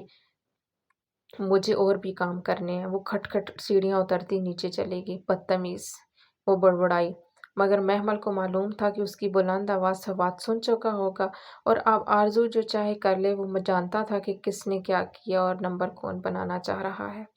اور پھر یہی ہوا۔ رات کھانے پہ جب مسرت نے چاکلیٹ سوفلے لا کر رکھا تو فواد نے سب سے پہلے ڈالا۔ یہ تم نے بنایا ہے محمل؟ جی، وہ سادگی سے بولی۔ آرزو نے ناگواری سے پہلو بدلا۔ بہت ٹیسٹی ہے۔ تم ہی روز میٹھا کیوں نہیں بناتی؟ اتنی فارغ تو نہیں ہوں میں، 100 کام ہوتے ہیں مجھے، ایگزامز ہو رہے ہیں میرے، دل کرے تو بنا دیا کروں گی، ورنہ سب جانتے ہیں محمل سے یہ جی حضوریاں نہیں ہوتی۔ اماں ایک پھلکا مجھے بھی اٹھا کر دیں۔ وہ مصروف سی اماں کے ہاتھ سے پھلکا لینے لگی جیسے اسے فواد کے تاثرات کی پرواہ نہ تھی۔ وہ تائیداً سر ہلا کر سوفلے کھانے لگا، مگر بار بار نگاہ پھٹک کر اس کے مومی چہرے پہ جا کر ٹکتی تھی، جو بہت مگن سی ابھی تک کھانا کھا رہی تھی۔ سوفلے کو تو اس نے ہاتھ بھی نہ لگایا تھا۔ وہ کچن میں کھڑی سنک کے سامنے برتن دھو رہی تھی۔ جب سامنے بڑی سی کھڑکی کے پار آسمان پہ سرمئی بادل اکٹھے ہونے لگے۔ وہ ابھی تک سفنج پلیٹوں پہ مارتے ہوئے اسحاق فام لڑکی کے متعلق سوچے جا رہی تھی اور بینچ پہ بیٹھنے کے بجائے ذرا فاصلے پہ کھڑی ہو جاتی تو دانستہ اس لڑکی کو دیکھتی اور نہ ہی قریب جاتی۔ معلوم نہیں کیوں اسے اس سے اور اس کی سیاہ جلد والی کتاب سے خوف محسوس ہونے لگا تھا۔ بادل ذرا گرجے تو وہ چونکی نیل گونج سنہری شام پہ ذرا سی دیر میں چھایا ہو گئی تھی۔ بجلی چمکی اور یکایک موٹی بوندیں گرنے لگیں۔ محمل نے جلدی جلدی آخری برتن دھو کر ریک میں سجائے، ہاتھ دھوئے اور باہر لان کی طرف بھاگی۔ بارش دیکھ کر اس کا دل یوں ہی مچل جایا کرتا تھا۔ محمل جاؤ مسرت سے کہو، بلکہ مہتاب تائی جو برآمدے میں کرسی پہ بیٹھی لڑکیوں سے گپ شپ میں مصروف تھیں، اسے آتے دیکھ کر حکم صادر کرتے کرتے رکیں۔ اس کے چہرے پہ بارش میں کھیلنے کا شوق رقم تھا۔ تائی نے ایک لمحے کو سوچا اور پھر حکم میں ترمیم کی، بلکہ جاؤ پکوڑے بنا کر لاؤ، ساتھ میں دھنیے کی چٹنی بھی ہو، اور معاذ معیز کے لیے آلو کے چپس فرائی کر لو۔ اس کے چہرے پہ پھیلا اشتیاق پھیکا پڑ گیا۔ اس نے قدرے بے بسی سے ان کو دیکھا، مگر تائی ابھی کیسے، وہ بارش میں بعد میں کر دوں گی۔ وہ منمنائی، ہاں تو بارش کے لیے ہی تو کہہ رہی ہوں، جاؤ شاباش جلدی کرو۔ اور ندا، یہ سوٹ پھر تمہیں کتنے کا پڑا تھا؟ وہ ندا کے دوپٹے کو انگلیوں میں مسل کر ستائشی انداز میں پوچھ رہی تھی۔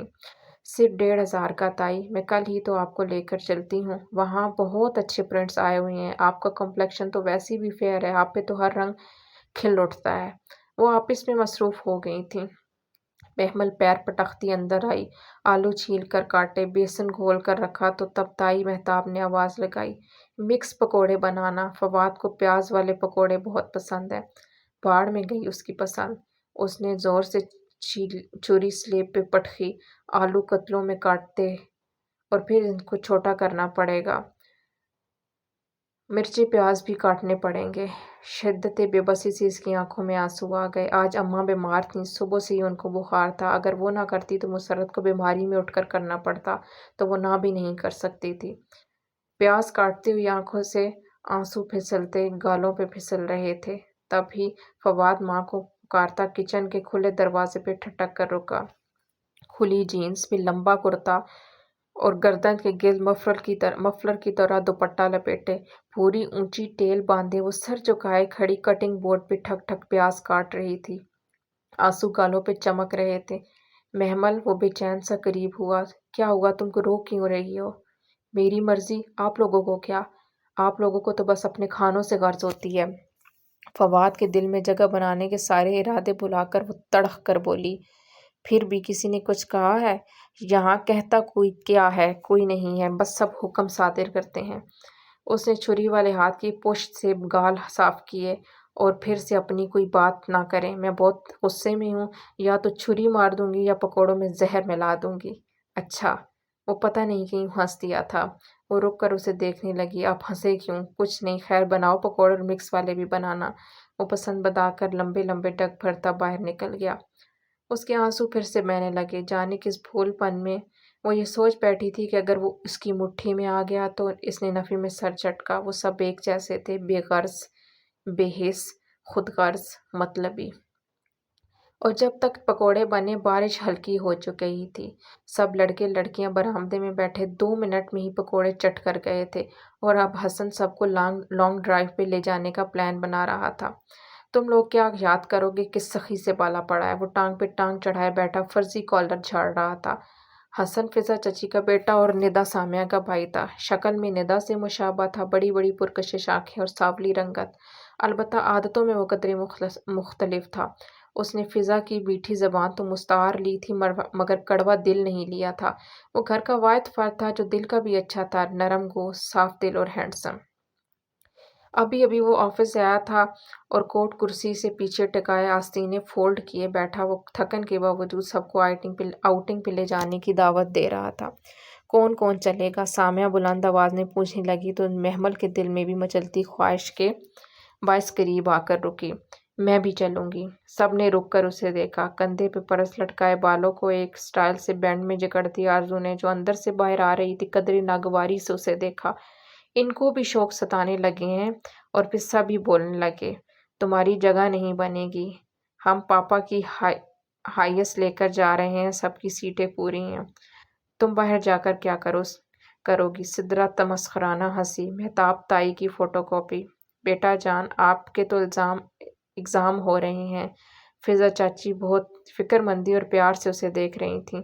خوب دل لگا کر پڑھو، آپ نے بہت اچھے مارکس لینے ہیں، جاؤ شاباش، کورس کم از کم 2 دفعہ ریوائز کرو، ابھی شروع کرو گی تو رات میں پورا ہوگا۔ تائی مہتاب نے فضا چچی کی بات ختم ہونے کا وہ انتظار کیا اور پھر تیزی سے بولی، نہ تم نے باہر جا کر کیا کرنا ہے؟ رات کا کھانا کون بنائے گا؟ ماں الگ ڈرامے کر کے بستر پہ پڑی ہے کون پوچھنے والا ان کو؟ بس مفت کی روٹیاں توڑے جا رہی ہیں۔ فواد نے لمحہ بھر کچھ کہنا چاہا، پھر خاموش رہا، اور حسن جو خاموشی سے ساری کارروائی دیکھ رہا تھا بالآخر کہہ اٹھا، کوئی محمل سے تو پوچھے کہ وہ کیا چاہتی ہے۔ ہاں، اب ہم اس سے پوچھتے رہیں، تائی بگڑ کر بولی۔ حسن لمحے بھر کو بالکل چپ ہو گیا، مگر فضا نے بیٹے کے جھاڑے جانے پہ واضح برا مانا۔ جاؤ تم اندر جاؤ، وہ بس اتنا ہی کہہ سکیں۔ تائی مہتاب نے سے مقابلہ کرنا ان کے بس کی بات نہیں تھی۔ وہ پیر پٹکتی بھاگ کر کچن میں آئی اور سنک پہ سر جھکائے پھوٹ پھوٹ کر رونے لگی۔ کافی دیر روتے روتے سر اٹھایا تو کھڑکی کے پار ڈرائیور وین پہ باہر نکلتی ہائیس دکھائی دی۔ اس میں 2 لوگوں کی جگہ تو واضح طور پہ بن جانی تھی۔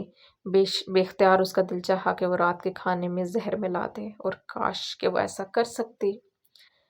ساری رات وہ وقفے وقفے سے آنسو بہاتی رہی، ٹھیک سے سو بھی نہ سکی۔ صبح اٹھی تو سر بھاری ہو رہا تھا۔ بمشکل ہی تو ایک سوکھا ٹوسٹ اور چائے کی آدھی پیالی حلق سے اتاری اور باہر نکل آئی۔ اسٹاپ پہ معمول کی ٹھنڈی صبح اتری تھی۔ بینچ پہ وہ سیاہ فام لڑکی ویسی ہی بیٹھی تھی، خاموشی سے سیدھ میں دیکھ رہی تھی۔ گود میں سیاہ جلد والی کتاب رکھی تھی اور اس کے سیاہ ہاتھ کتاب کے کناروں پر مضبوطی سے جمے تھے۔ آج تو وہ قدرے تھکی اور جسم مردہ تھی۔ 10 منٹ ہی کاٹنے تھے تو اتنا کیا احتراز برتنا؟ سیاہ فام لڑکی نے ذرا سی گردن اس کی جانب موڑی۔ رات کو ٹھیک سے سوئی نہیں ہو؟ بس ایسے ہی۔ وہ دوسری جانب دیکھنے لگی۔ لوگوں کی ستائی ہوئی ہو؟ اس نے چونک کر دیکھا۔ آپ کیسے کہہ سکتی ہیں؟ محتاط انداز میں پوچھا۔ تمہارے چہرے پہ لکھا ہے، تمہارا دل غمگین اور روح بوجھل ہے۔ تم تکلیف میں ہو اور لوگوں کی باتیں تم سے برداشت نہیں ہوتی، ہے نا؟ معلوم نہیں، اس نے بظاہر لاپرواہی سے شانے اچکائے۔ البتہ اندر دل زور سے دھڑکا تھا۔ اور تم مستقبل کے بارے میں خوفزدہ اور ماضی کے بارے میں غمگین ہو شاید۔ اب کے واضح چونکی تھی، بے اختیار ہی لبوں سے پھسلا۔ تم اپنا مستقبل اور ان تمام پریشانیوں کا حل جاننا چاہتی ہو؟ کچھ ایسا ہو جس سے یہ تمہیں تنگ کرنے والے لوگ تمہارے آگے پیچھے پھرنے لگیں، تمہارا محبوب تمہارے قدموں میں آ گرے، مال و دولت تم پہ نچھاور ہو اور تم سب کو اپنی مٹھی میں کر کے دنیا پہ راج کرو۔ کیا تم یہی نہیں چاہتی؟ ہاں، محمل نے بے بسی سے اسے دیکھا۔ اس کا دل موم کی طرح پگھل رہا تھا۔ وہ سیاہ فام لڑکی اس کی ہر دکھتی رگ کو اپنے ہاتھ میں لے رہی تھی۔ میں بس یہی چاہتی ہوں، اور اگر میں تمہیں کچھ ایسا دے دوں تو؟ کیا؟ یہ کتاب؟ اس نے جھجکتے ہوئے پوچھا۔ اسے لگ رہا تھا وہ زیادہ دیر تک ریزسٹ نہیں کر پائے گی۔ ہاں، اگر تم یہ کر لو گی تو سب لوگ تمہاری مٹھی میں آ جائیں گے، سب کچھ۔ محمل متذبذب سی لب کچلنے لگی۔ اس لڑکی کی باتیں بہت پرفریب، بہت پرکشش تھیں۔ اسے لگا وہ جلد ہی پھسل پڑے گی، بہک جائے گی۔ کیا یہ سب اتنا آسان ہے؟ شاید نہیں، مگر تمہیں اس کتاب کے عمل کرنے میں بہت مشقت لگے گی، مگر ایک دفعہ جب تم سیکھ جاؤ گی تو سب آسان ہو جائے گا، زندگی سہل ہو جائے گی، اور پھر جن کے لیے تم روتی ہو نا، وہ تمہارے لیے روئیں گے اور تمہارے پیچھے آئیں گے۔ بس کا تیز ہارن اسے ماحول میں واپس لایا۔ وہ چونکی اور بیگ کا سٹرپ کندھے پہ ڈالے اٹھ کھڑی ہوئی۔ 10 منٹ ختم ہو چکے تھے۔ میری بس۔ جاؤ۔ سیاہ فام لڑکی پھر سے مسکرائی۔ وہ تیز تیز قدموں سے چلتی بس کی جانب بڑھ گئی۔ دل ابھی تک زور زور سے دھڑک رہا تھا۔ محبوب قدموں میں، لوگ مٹھی میں، دولت نچھاور اور دنیا پہ راج۔ کیا یہ سب ممکن تھا؟ وہ اس کے کہے گئے الفاظ پہ سارا رستہ غور کرتی رہی تھی، اور پھر بار بار خود کو جھڑک دیتی۔ یہ کالے علم، سفلی علم، جادو ٹونے، چلے وغیرہ برے کام تھے، اسے ان سب میں نہیں پڑنا تھا۔ کالج کے دروازے پہ اترتی ہوئی اس نے فیصلہ کیا کہ وہ آئندہ اس سیاہ فام لڑکی کے قریب بھی نہیں جائے گی، بینچ پہ بیٹھے گی، نہ ہی اس سے بات کرے گی۔ اسے ڈر تھا کہ اگر ایک دفعہ بھی اس کی آفر سن لی تو شاید وہ اسے قبول کر کے کسی ایسے گمنام راستے پہ نکل پڑے گی جہاں پہ واپسی کا سفر ناممکن ہو۔ اس روز سدرا کے رشتے کے سلسلے میں کچھ لوگ آ رہے تھے۔ یہ خبر مسرت نے اسے تب دی جب وہ گھر بھر کی صفائیاں اور لڑکیوں کی پھرتیاں دیکھ کر حیران سی ماں کی طرف آئی، ورنہ پہلے تو جب بھی سپہر میں لاؤنج کا دروازہ کھول کے اندر آتی تھی گھر میں سناٹا اور ویرانی چھائی ہوتی تھی، اور آج لمبی سی سامیہ بانس کے جھاڑو سے چھت کے جالے صاف کر رہی تھی۔ سدرا ڈرائنگ روم کی ڈیکوریشن کو اثر نو ترتیب دے رہی تھی۔ ندا ماں کے سر پہ کھڑی لان کی صفائی ستھرائی میں مصروف تھی تو مہرین مہتاب تائی سے سر ہلاتے کوئی ہدایت سن رہی تھی۔ ایک آرزو تھی جو ٹیرس پہ ٹانگ رکھے بیٹھی، کانوں پہ واک مین لگائے کسی میگزین کے ورق الٹ رہی تھی، بے پرواہ، بے نیاز اور مغرور۔ شکر ہے کہ وہ خوبصورت نہیں تھی، ورنہ شاید وہ آسمان سے نیچے نہ اترتی۔ رشتہ سدرا کا ہے اور یہ خود غرض خاندان سارے کا سارا لگا ہوا ہے، مطلب؟ آہستہ بولو، آہستہ۔ مسرت نے گھبرا کر ادھر ادھر دیکھا، پھر آہستہ سے بتانے لگی، دراصل بابی بیگم کا محض اندازہ ہے کہ رشتہ سدرا کا ہی ہے۔ نعمان بھائی کی بیگم نے خصوصاً کسی کا نام نہیں لیا تو فضا کو شاید کچھ امید ہو۔ نعمان بھائی کی بیگم کون؟ تمہارے ابا کی دور کی رشتہ دار ہیں۔ ان کا بیٹا فرقان ایرونیٹیکل انجینئر ہے، بہت اچھا گھرانہ ہے، اور ایک بیٹی ہے، شادی شدہ ہے، آسٹریلیا میں رہتی ہے۔ بیگم نعمان نے کسی کے ہاتھ کہلوایا ہے، اور یہ ساری لڑکیاں اس امید پہ لگی ہوئی ہیں کہ شاید ان کا رشتہ مانگ لیا جائے۔ واٹ ربش! وہ تمسخرانہ ہنس کر اپنے کمرے میں چلی گئی۔ شام میں مسرت نے اسے کچن میں مدد کے لیے بلوا لیا تھا۔ اچار، گوشت، بریانی، سیخ کباب، فرائیڈ مچھلی اور کتنا کچھ کریں گی آپ؟ وہ برتنوں کے ڈھکنے اٹھا اٹھا کر جھانکتے ہوئے پوچھ رہی تھی۔ یہ سب تو تیار ہے، تم میٹھے میں 2 چیزیں اور رشین سیلڈ بنا دو، اور چائے کے ساتھ سنیکس بھی۔ چائے بھی اور کھانا بھی؟ وہ کمر پہ ہاتھ رکھ کے حیرت سے بولی، اتنا کچھ کس لیے؟ کیا اتنا رشتوں کا کال تھا سدرا باجی کے لیے؟ آہستہ بولو، میں کسی سے ڈرتی تھوڑی ہوں، ابھی جا کر منہ پہ بھی کہہ سکتی ہوں، اور تمہارے اس کہنے پہ مجھے باتیں سننے پڑتی ہیں محمل۔ وہ تھکن سی آزردہ سے بولی تو وہ چپ ہو گئی اور پھر دوپٹہ کی گرہ کس کر کام میں جت گئی۔ چائے کی ٹرالی اس نے بہت اہتمام اور محنت سے سجائی تھی، اور اس وقت بھی وہ پنجوں کے بل بیٹھی ٹرالی کے نیچے حصے میں پلیٹیں ترتیب دے رہی تھی جب مہتاب تائی کچھ کہتی ہوئی اندر داخل ہوئی۔ سدرا ان کے پیچھے تھی۔ سب تیار ہے جی، اس نے بیٹھے بیٹھے گردن اٹھائی۔ مہتاب تائی قدرے عجلت میں نظر آتی تھیں۔ ٹھیک ہے سدرا، تم یہ لے جاؤ، اور مٹھائی کدھر ہے؟ میرا خیال ہے چائے کے بعد ہی تو بات پکی کر دیتے ہیں، مٹھائی تب تک سیٹ کر لینا۔ وہ تو رشتہ مانگنے آئی ہیں تائی جان، بات اتنی جلدی کیسے پکی ہوگی؟ وہ حیران سی ہاتھ چاڑتی کھڑی، اور تائی بھی کسی اور موڈ میں تھے سو بتانے لگی، ہاں تو اب مزید کس چیز کا انتظار ہے؟ وہ لڑکا اتنا خوش شکل اور اچھا ہے، پھر ہمارے پاس کوئی کمی تھوڑی ہے۔ منگنی آرام سے مہینے 2 مہینے تک کریں گے، اور شادی 1.5 سال تک۔ ایسی دھوم دھام سے شادی کروں گی اپنی سدرا کی کہ زمانہ دیکھے گا۔ ان کے انداز سے تکبر کی بو آتی تھی۔ ایک لمحے کو دل چاہا محمل کا، نفیس سی وہ خاتون جو ڈرائنگ روم میں بیٹھی ہیں وہ سدرا کو ناپسند کر کے چلی جائیں، اور تائی صدمے سے بیمار پڑ جائیں۔ آخر خود پہ غاصب لوگ کسے اچھے لگتے ہیں؟ مگر شاید تو ادھر سارے پلان بن چکے تھے۔ سدرا نازک ہیل کے ٹک ٹک کرتی ٹرالی دھکیلتی لے گئی اور خالی کچن میں خاموش سی کرسی پر بیٹھ گئی۔ مسرت بھی مہمانوں کے پاس تھی، جانے کیسے تائی کو ان کے فرد ہونے کا خیال آیا اور ان کو وہیں بٹھا لیا۔ ٹشو محمل، ٹشو، نائمہ چچی نے زور کی آواز لگائی۔ وہ تیزی سے اٹھی، ٹشو رکھنا بھول گئی تھی۔ وہ ٹشو کا ڈبہ اٹھا کر بھاگی۔ بس لاؤنج میں لمحے بھر کو رک کر بڑے آئینے میں خود کو دیکھا۔ اونچی پونی ٹیل، سیاہ جینس پہ لمبا سفید کرتا، اور گردن کے گرد مخصوص انداز میں لپٹا ایک ٹائی اینڈ ڈائی دوپٹہ جسے وہ بہت سے جوڑوں کے ساتھ چلاتی تھی۔ یہ غالباً پچھلی سے پچھلی بقرعید پہ بنوایا تھا، جو جوڑا تھا جو اب تک خاصا گھس چکا تھا۔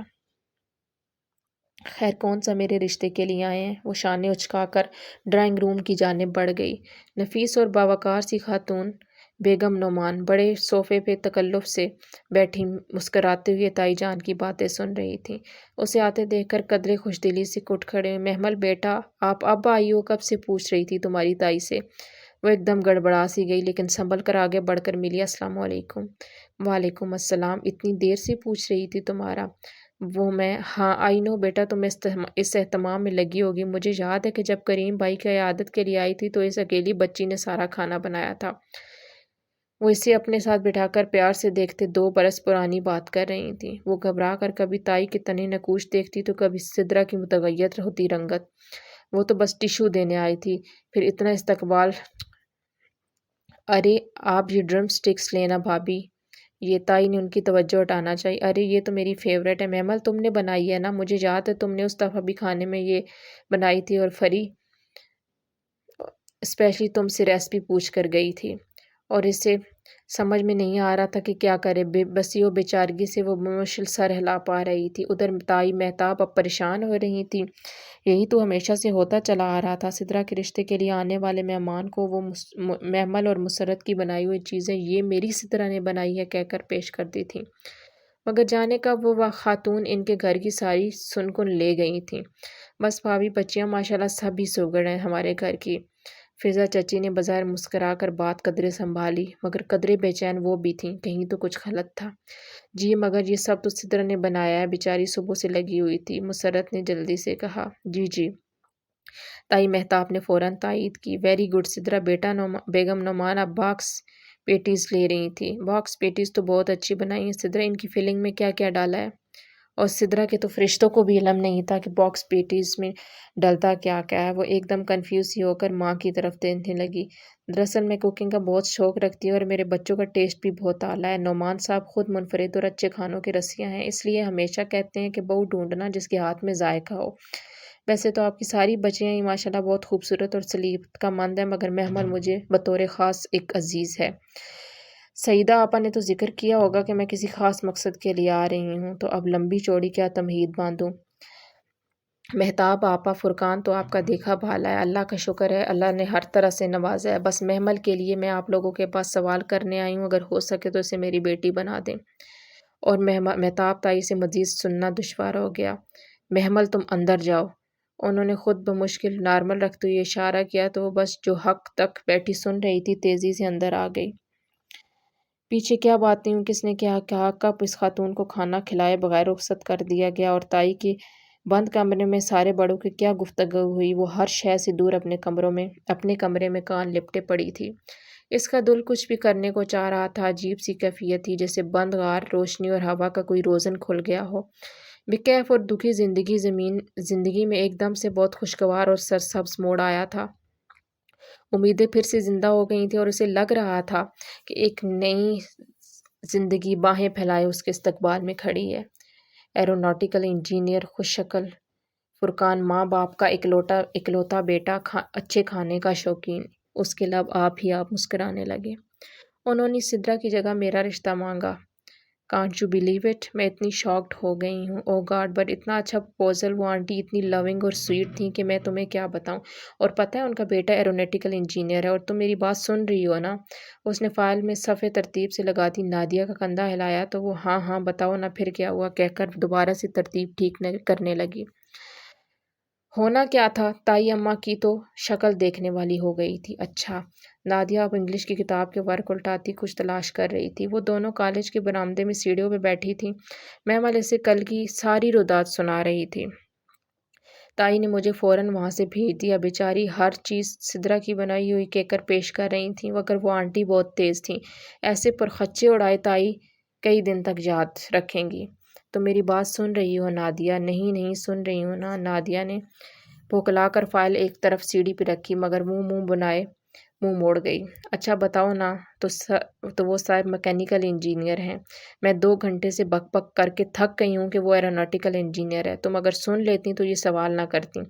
تم اپنی فائل جوڑو، میں جا رہی ہوں۔ ارے ناراض تو نہ ہو۔ نہیں یار، سیریسلی ناراض نہیں ہوں، مجھے کام یاد آ گیا۔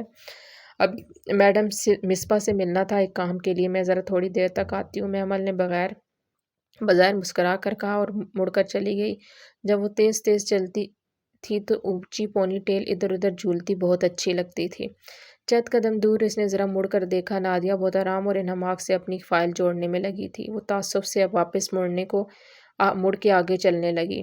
کتنی جلدی نادیہ، اس کی سو کالڈ بیسٹ فرینڈ نے اس کی پھیکی مسکراہٹ کے ساتھ کہے گئے آخری جملے پہ یقین کر لیا تھا، جیسے وہ واقعہ ناراض نہیں ہے، حالانکہ وہ تھی، مگر اماں گھر میں اماں تھی تو کالج میں نادیہ، جن سے وہ اپنے دل کی باتیں شیئر کرتی تھی، مگر دونوں ہی بے توجہ جہی سے سنتی تھیں۔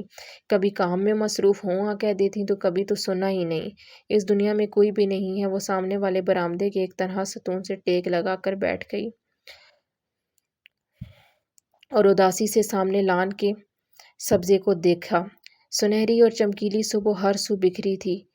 گھاس پہ ٹولیوں کی صورت میں سفید یونیفارم میں ملبوس لڑکیاں بیٹھی تھیں، کوئی کھانے پینے میں گپ شپ میں مصروف تھا، سب کی اپنی اپنی دنیا تھی اور ان میں مگن تھیں۔ کیا یہی زندگی ہوتی ہے، یا کیا اس کی زندگی کسی مشکل کسی اور کی بھی زندگی ہوگی؟ اس نے آزردگی سے سوچا۔ کیا مجھے کبھی وہ خوشیاں نہیں ملیں گی جو میں چاہتی ہوں؟ بڑا سا گھر، بے تحاشا دولت، طاقت، اثر و رسوخ، محبت کرنے والا لائف پارٹنر، کیا یہ سب میرے قدموں میں کبھی ایک ڈھیر نہیں ہو سکتا؟ اس نے ستون سے سر ٹکا کر آنکھیں موند لیں، بند پلکوں پہ سنہرے خواب اترنے لگے۔ وہ ایروناٹیکل انجینئر یا فواد میں سے کسی کی بیوی بن جاؤں تو سب کچھ میرا ہو سکتا ہے، سب کچھ میرے قدموں میں ہو سکتا ہے، بلند ہر چیز کی بلندی۔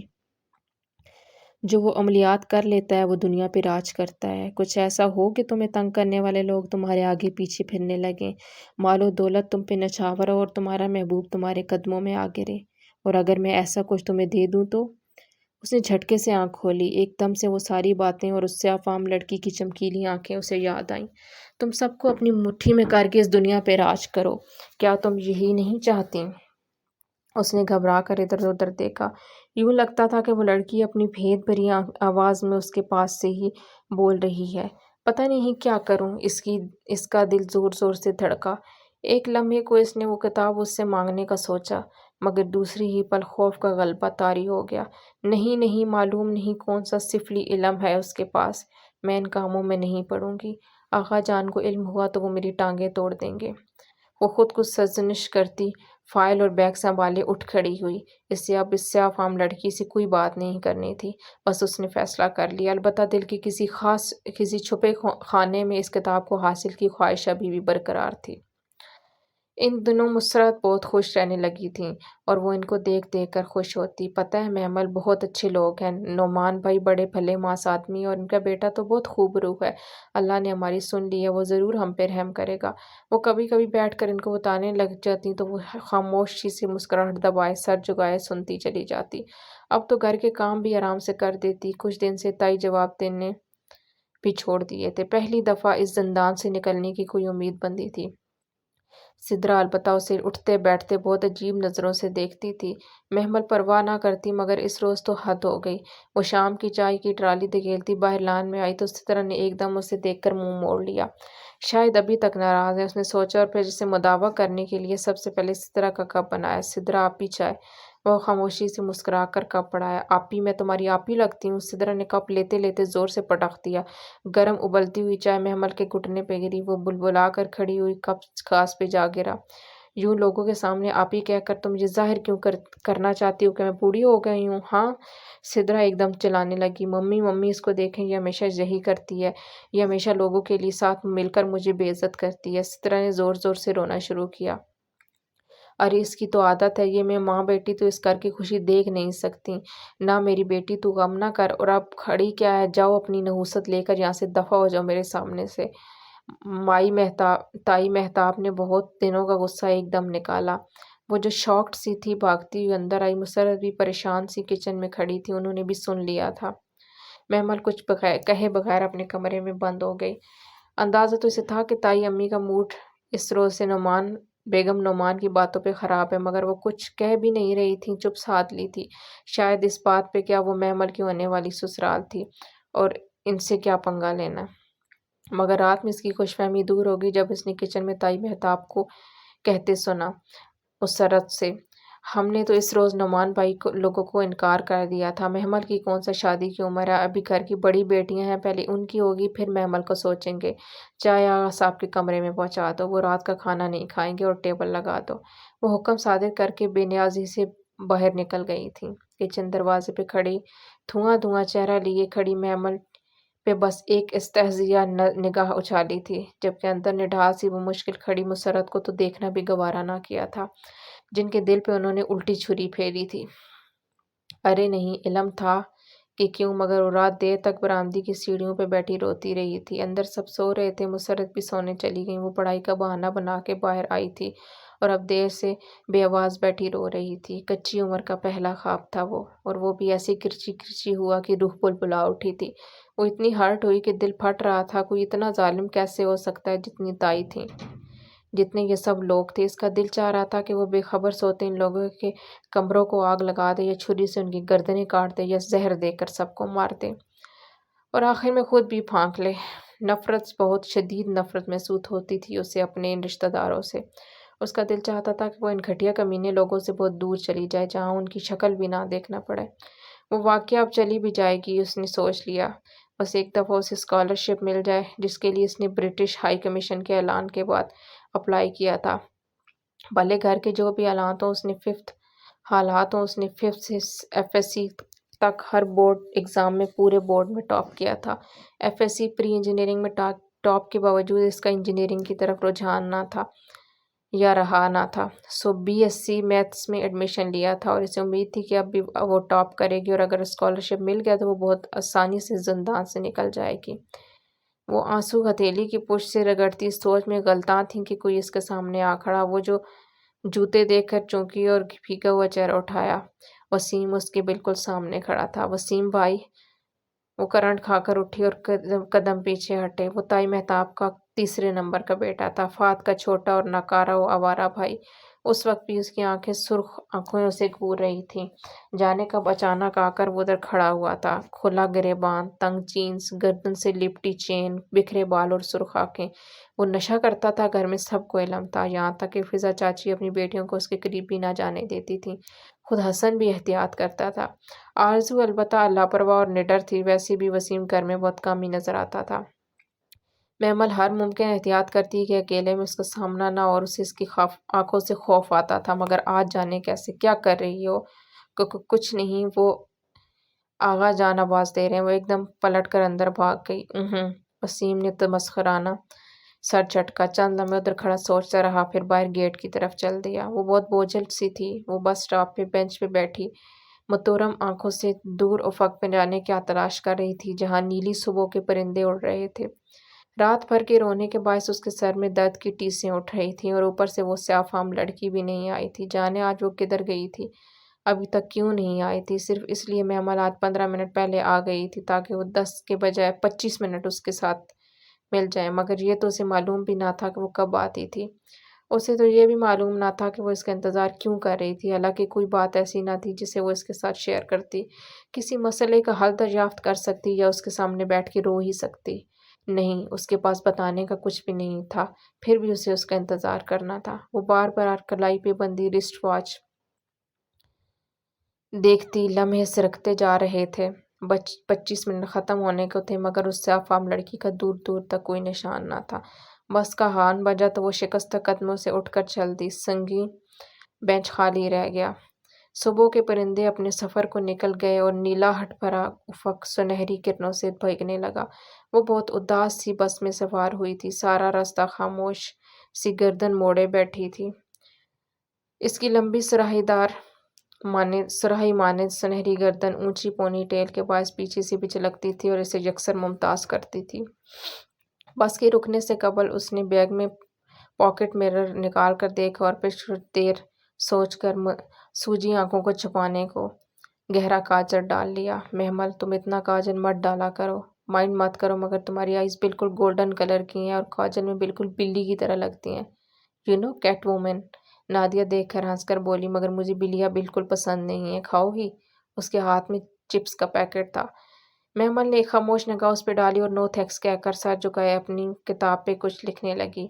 سر جھکائے اس کی اونچی پونی ٹیل مزید اٹھ جاتی اور پورے بار گردن پہ گرتے دکھائی دیتے۔ مائی پلیئر! نادیہ نے شانے اچکا کر پیکٹ واپس لے لیا۔ وہ خاموشی سے سر جھکائے کچھ لکھتی رہی۔ وہ لائبریری میں نادیہ کو کل تائی اماں کے جواب والی بات بتانے آئی تھی، مگر اس کا طنز سن کر دل ایک دم ٹوٹ گیا۔ بس چٹکی بجاتے اس نے محمل کی خوبصورت بادامی سنہری آنکھوں کو بلی سے مشابہت قرار دے دیا تھا، شاید اس لیے کہ عام سی صورت کی نادیہ جب محمل کے ساتھ چل رہی ہوتی تھی تو بہت سے سر مڑ کر ستاشی نظروں سے محمل کو ہی دیکھتے تھے۔ دراز قد، اسمارٹ لمبی گردن اور اونچی براؤن پونی ٹیل والی لڑکی جس کی سنہری آنکھیں دھوپ میں بھی اور زیادہ چمکتی تھیں، پورے کالج میں پاپولر تھی۔ ایسے میں جب وہ کاجل ڈال کر مزید خوبصورت دکھتی تو نادیہ سے کبھی کبھار برداشت نہیں ہوتا تھا اور کچھ ایسا ضرور کہہ دیتی جو محمل کا دل توڑ دیتا۔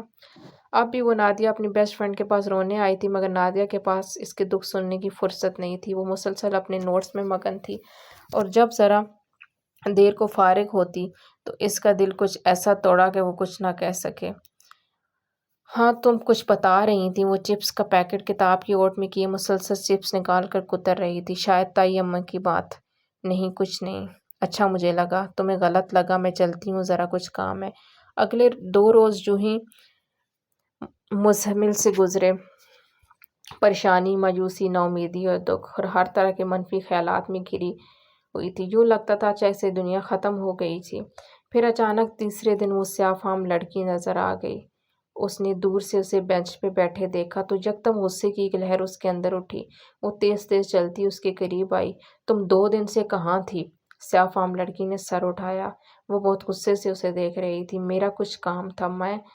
تمہیں مزہ آتا ہے دوسروں کا انتظار کروا کے، تمہیں لگتا ہے کہ میں تمہاری مدد کے بغیر مر جاؤں گی۔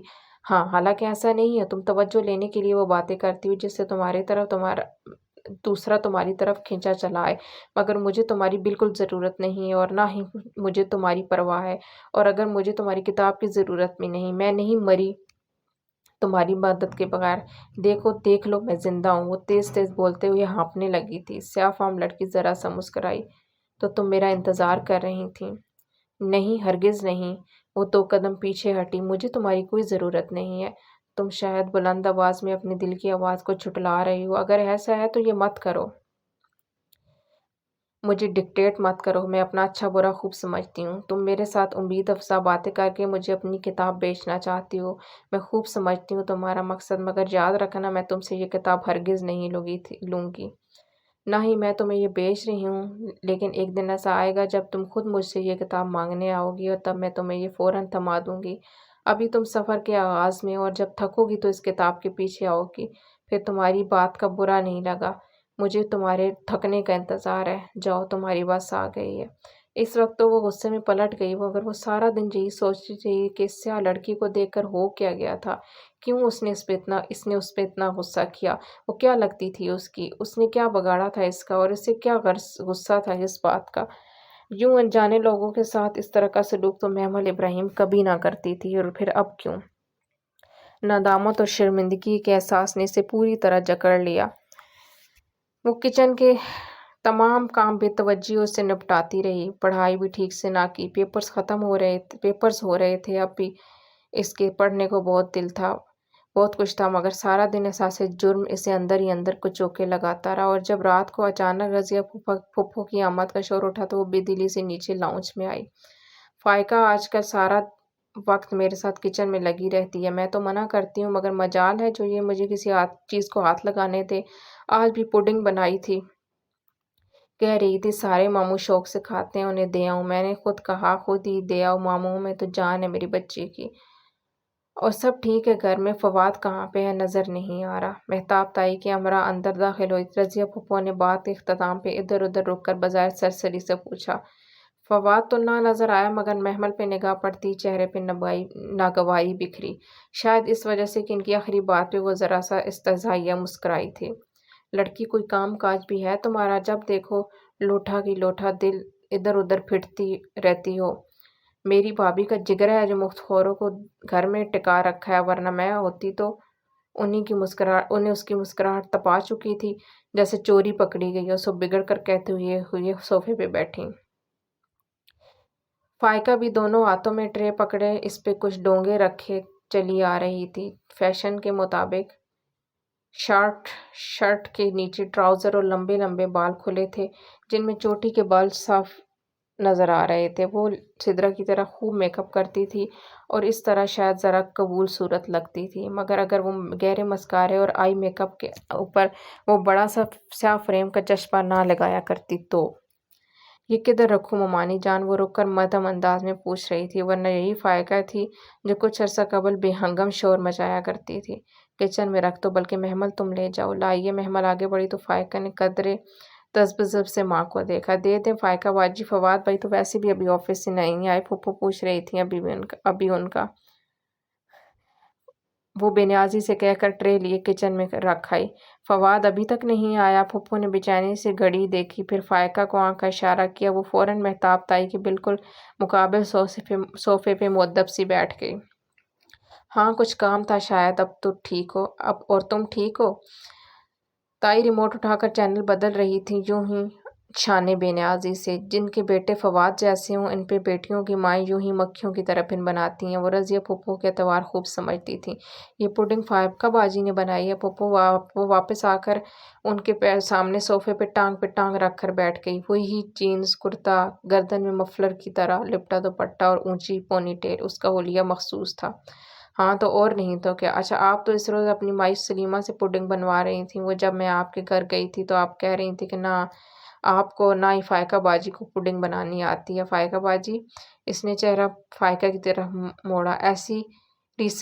ابھی ریسنٹلی سیکھی ہے آپ نے؟ ہاں ہاں، میرے ساتھ آج کل سب کچھ سیکھ رہی ہے، بیٹھ کر مفت کی روٹیاں تو نہیں توڑتی۔ پھپھو چمک پر بولی۔ تائی مہتاب چینل بدل رہی تھیں، چہرے پہ واضح بیزاری تھی۔ اور آپ نے کس سے سیکھی؟ اپنی ماسی سے؟ زیادہ زبان نہیں چلنے لگی تمہاری محمل؟ یہ تو میری بھابھی کا حوصلہ ہے کہ تمہیں برداشت کرتی۔ ان کی جگہ میں ہوتی تو 2 دن میں تمہیں نکال باہر کرتی۔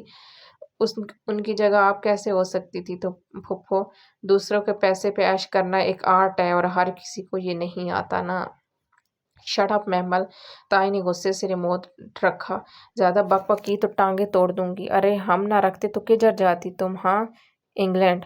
وہ آرام سے ٹانگ پہ ٹانگ رکھے پاؤں چلا رہی تھی۔ کیا مطلب؟ وہ سب چونکہ میں نے اسکالرشپ کے لیے اپلائی کر دی اور بہت جلد میں تو اپنی مما کو لے کر انگلینڈ چلی جاؤں گی۔ سو آپ ابھی سے ملازم ڈھونڈنا شروع کر دیں۔ آپ بیٹھے، میں ذرا کچن دیکھ لوں۔ وہ ان کے سروں پہ بم پھوڑ کے جا چکی تھی، مگر اس وقت اس کا ان سب کو ستانے کو دل کر رہا تھا۔ کھانے پہ ہی تو اس کی پیشی ہو گئی۔ تم نے کون سا اسکالرشپ کے لیے اپلائی کیا؟ مہتاب بتا رہی تھی۔ کیا بات ہے؟ آغا جان نے جیسے ایک دم روز یاد آنے پہ کھانے سے ہاتھ روک کر پوچھا۔ اسکالرشپ؟ آرزو نے ابرو اٹھائی۔ ندیہ اور سامیہ کی باتیں کرتی ٹھٹک گئیں۔ فضا چچی نے حیرت سے گلاس رکھا اور فواد لقمہ منہ میں ڈالتے ہوئے بری طرح چونکا۔ باقی سب بھی ایک دم رک کر اسے دیکھنے لگے، وہ جو بہت اطمینان سے بازو چڑھا کر رائتے کا ڈونگا اٹھا رہی تھی۔ جی آغا جان، برٹش ہائی کمیشن کی طرف سے کچھ اسکالرشپ اناؤنس ہوئی تھی ماسٹرز کے لیے، میں نے بھی اپلائی کیا تھا۔ اور اب وہ بڑا سا چمچہ بھر کر رائتا چاولوں پر ڈال رہی تھی۔ امید ہے جلدی مل جائے گی، پھر میں انگلینڈ چلی جاؤں گی۔ سوچ رہی ہوں وہیں ساتھ ساتھ جاب بھی کر لوں، آخر خرچے بھی تو پورے کرنے ہوتے ہیں نا۔ چمچہ چاولوں میں ہاتھ ہلا کر رائتا مکس کر کے اس نے لاپرواہی سے اطلاع دی، اور اسے لگا تھا کہ ابھی گھر میں طوفان برپا ہو جائے گا، مگر ویری گڈ، ضرور اپلائی کرو۔ آغا جان پھر سے کھانے کی طرف متوجہ ہو گئے۔ اب کے حیران ہونے کی باری محمل کی تھی۔ اس نے لمحے بھر ٹھٹک کر انہیں دیکھا اور پھر سنبھل کر بولی، تھینک یو آغا جان۔ اس کے الفاظ پہ جہاں مسرت اطمینان سے کھانا کھانے لگی، وہیں ٹیبل پہ بہت سے لوگوں کی خاموش معنی خیز نگاہوں کے تبادلے ہوئے۔ وہ سر جھکائے چاول کھاتی رہی۔ امید تو نہ تھی کہ کوئی ڈرامہ نہ کھڑا ہوگا، مگر وجہ سمجھ آ گئی تھی۔ وہ باہر چلی جائے گی تو ان سے جائیداد میں سے حصہ کون مانگنے کھڑا ہوگا؟ اس کے لیے تو اچھا ہی تھا کہ وہ چلی جائے۔ ایسے تو نہیں چھوڑوں گی تم لوگوں کو، میں چلی بھی گئی تو ایک دن ضرور واپس آؤں گی، اپنا حصہ طلب کروں گی اور تم سب کو ہر اس عدالت میں گھسیٹوں گی جہاں جانے سے تم خوف کھاتے ہو۔ اس نے دل ہی دل میں تہیہ کیا اور پھر جب پانی کا جگ اٹھایا تو سر جھکایا تو یکدم چونکی۔ بے توجہی سے کھانا کھاتا فواد اسے دیکھ رہا تھا۔ اس سے سر اٹھاتا پا کر فوراً اپنی پلیٹ پہ جھک گیا، اور بعد میں پھپھو نے کتنا ہی میری فائقہ نے آج پڈنگ بنائی ہے کہہ کر اسے روکنا چاہا۔ وہ کرسی دھکیل کر اٹھ کھڑا ہوا۔ مجھے کام ہے، میں چلتا ہوں۔ میرا بیٹا تم کام کرو۔ مہتاب نے بھی فوراً اس کی تائید کی۔ ادھر پھپھو ہائیں ہائیں کرتی رہ گئیں اور لمبا ڈگ بھرتا نکل گیا۔ محمل کا دل یکدم اداس ہو گیا تھا، پتہ نہیں کیوں۔ سو آج کے جو یہ ایپیسوڈ ہے اس کو ہم یہیں پہ اسٹاپ کرتے ہیں، کیونکہ آئی گیس کافی لمبی ویڈیو ہو گئی ہے۔ انشاءاللہ نیکسٹ ویڈیو میں ہم یہیں سے اس ناول کو کنٹینیو کریں گے۔ تب تک کے لیے اپنا ڈھیر سارا خیال رکھیے گا اور دعاؤں میں یاد رکھیے، اور اگر ویڈیو اچھی لگے تو پلیز ویڈیو کو لائک کر دیں، چینل کو سبسکرائب کر دیں، تاکہ آپ اس ناول کا جو اگلا حصہ ہے وہ بھی اس سے بھی لطف اندوز ہو سکیں۔ دعاؤں میں یاد رکھیے۔ اللہ حافظ۔